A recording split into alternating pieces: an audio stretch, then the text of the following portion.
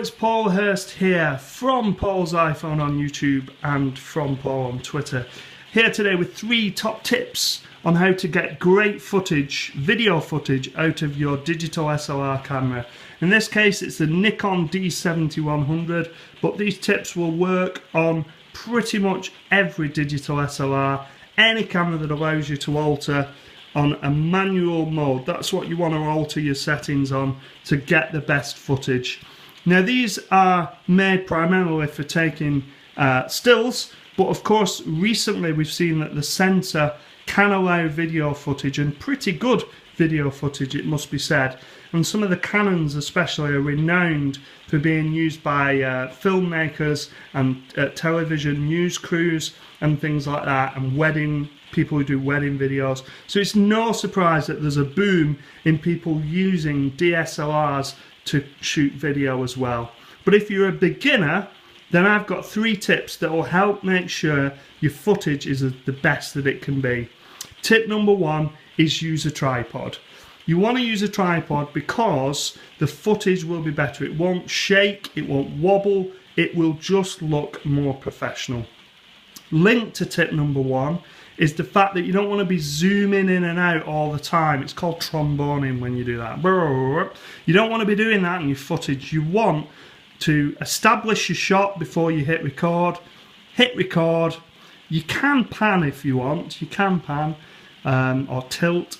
But generally speaking, the fashion, if you like, in videography is just to shoot straight shots, to frame the motion before you hit record the shot, then kind of recompose the scene and then start your next shot. And by doing that, you have a much more professional looking clip. But first of all, you need a tripod. If you don't have a tripod, then you kind of fall at the first hurdle.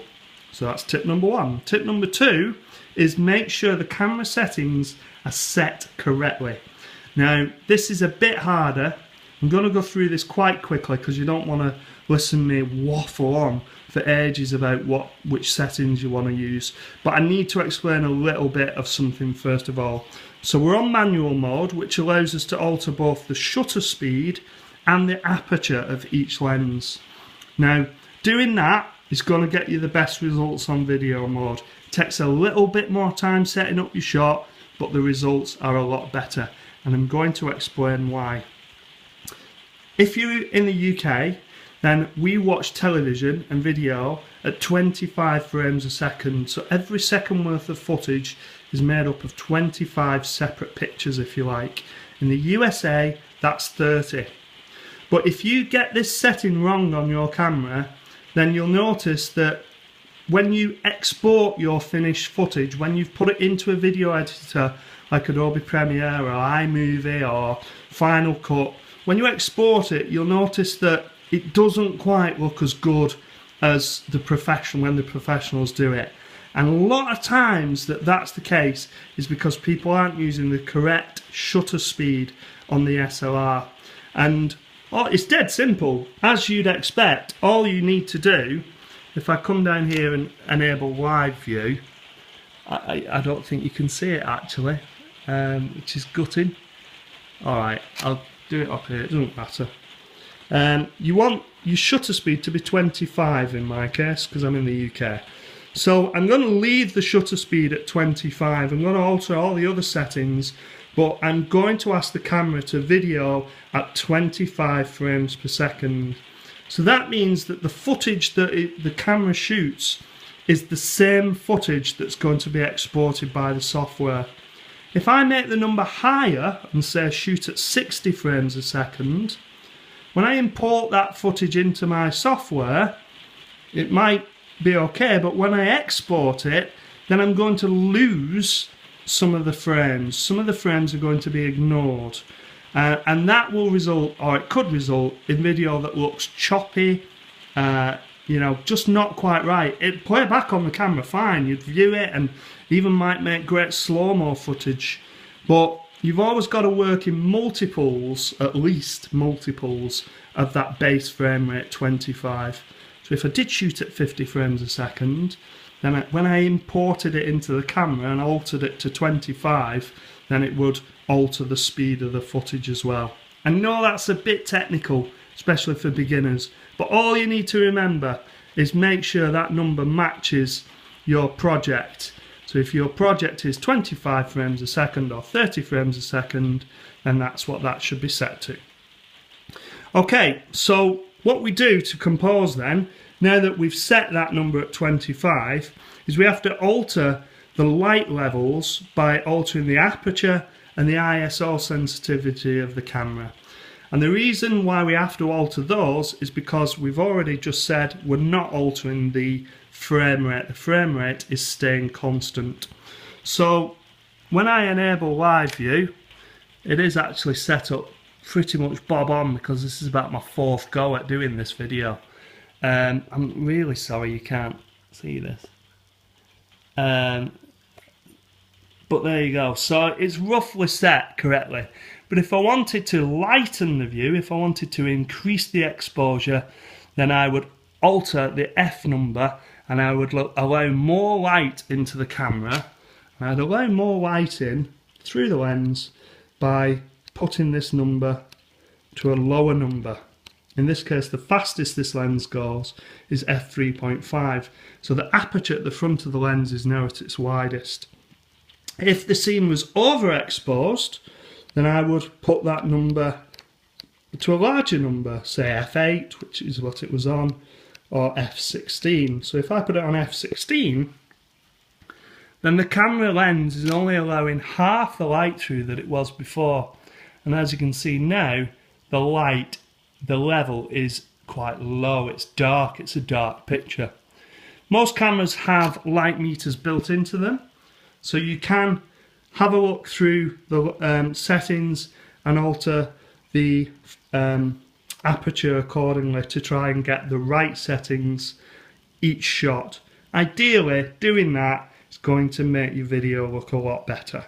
So we've got the frame rate right, we've got the aperture right. What you might say is, well, no matter what I do with the aperture, the footage is just too bright. Because it's a very sunny day and I want to keep a shallow depth of field, so I want it to look, I want there to be you know, something in focus and then everything else blurred out of focus. So I need a low number here. What do I do? Well, the answer is you get sunglasses for your camera, ND filters, and the ND filter effectively acts like sunglasses for your camera. So they let less light through, and the result is the view here will darken, and then you can balance it out between the two. The final thing is the ISO, and you can alter the ISO of the shutter of the camera sensitivity and get some play that way as well. My tip is don't go above ISO 1600 really. That's going to get you the best results. Anything 1600 or below for video is probably going to work. My third tip, final tip, is if you can do it, disable autofocus on your camera. When you keep it enabled, the camera notoriously may try to hunt to find focus for the subject.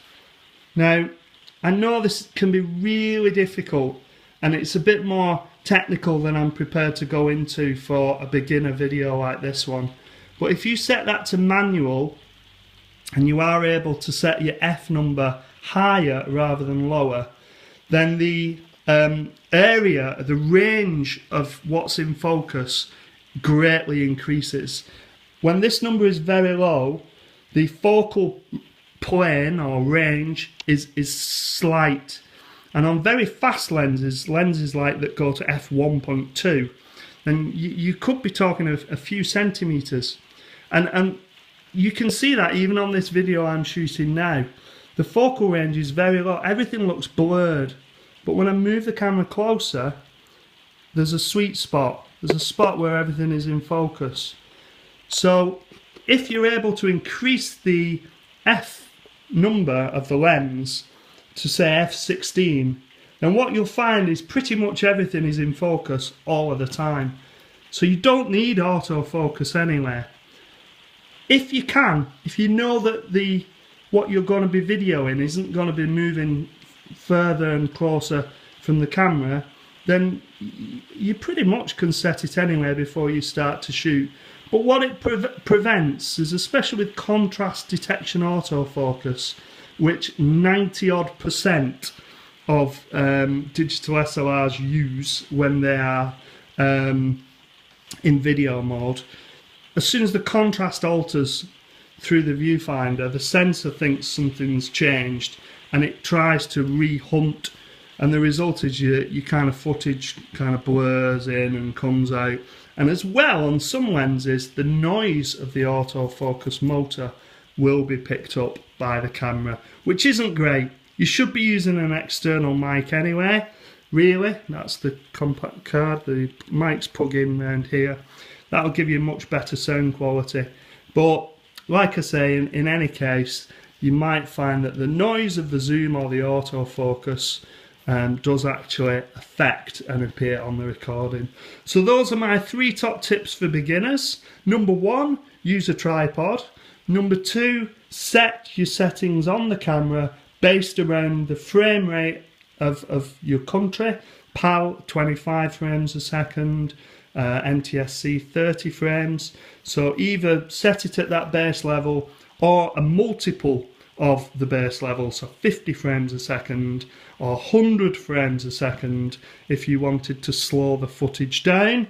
50 frames, 100 or 150, and then you could get some slow-mo footage which would look silky smooth when you output your finished project. So that's tip number 2. And tip number 3 is don't use the autofocus on the camera, on the lens. Rather, if you can, set up your shot beforehand so that the object isn't moving away or toward the camera, or use a higher f-stop here, which will allow a greater depth of field. If you have got any questions about getting the most out of your digital SLR, if you're a beginner and you want to be using the video mode more, then why not give me a shout? You can ask away here on YouTube at From Paul's iPhone, or on Twitter at From Paul. Thanks a lot for your time, and I'll see you soon. Bye now.